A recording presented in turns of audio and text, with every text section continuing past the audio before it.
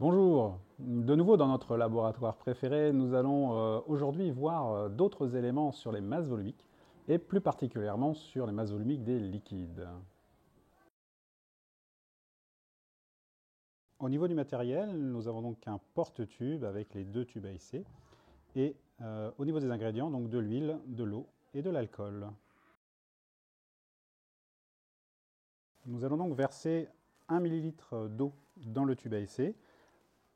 Nous n'avons évidemment pas d'éprouvettes graduées pour l'instant ou de pipettes, mais sur le principe, 1 ml correspond environ à 1 cm de haut, puisque cela fait 1 cm3, soit à peu près la hauteur d'un doigt.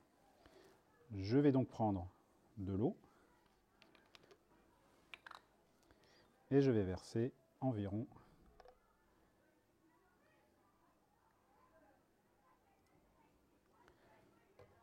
1 cm d'eau. Alors là, j'en ai versé 2, j'ai été assez généreux, et il faut essayer de respecter les doses. Essentiellement pour les raisons d'économie et de pollution. Si j'en mets trop, évidemment, ça coûte trop cher. Ensuite, je verse de l'huile.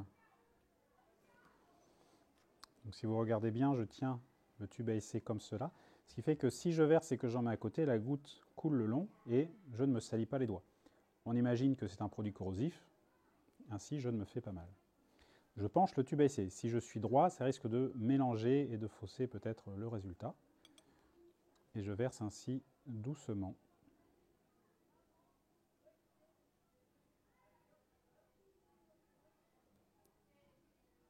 Voilà, j'ai une goutte qui coule.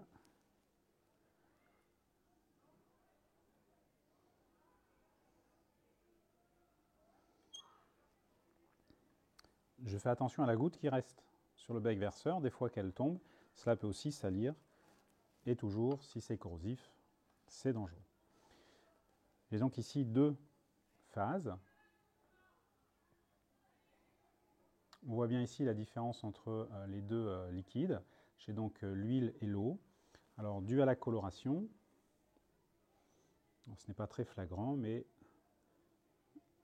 l'huile qui est jaune est au-dessus et l'eau est en dessous. C'est une expérience que beaucoup ont faite à l'école. Ils savaient donc que l'huile flottait sur l'eau, mais la question est effectivement qu'est-ce qui va flotter, qu'est-ce qui va être au-dessus, qu'est-ce qui va être en dessous. Nous refaisons la même chose avec l'alcool et l'eau. Voilà, je suis proche de moi, en hauteur nature. Même chose, je verse délicatement et j'observe. Est-ce que l'alcool va rester au-dessus ou est-ce qu'il va passer en dessous?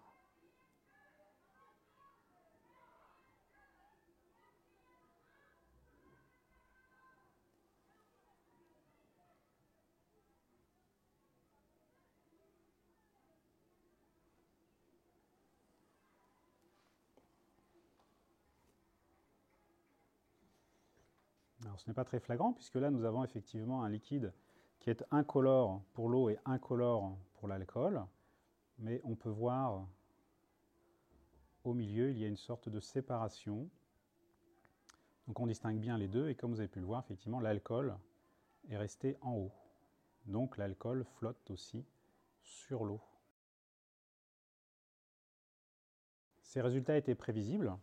En effet, on peut aller sur des tables ou sur Internet pour retrouver la masse volumique des différents liquides et ainsi prédire si la masse volumique est plus faible, donc le liquide va flotter. Si la masse volumique est plus forte, le liquide va aller en dessous.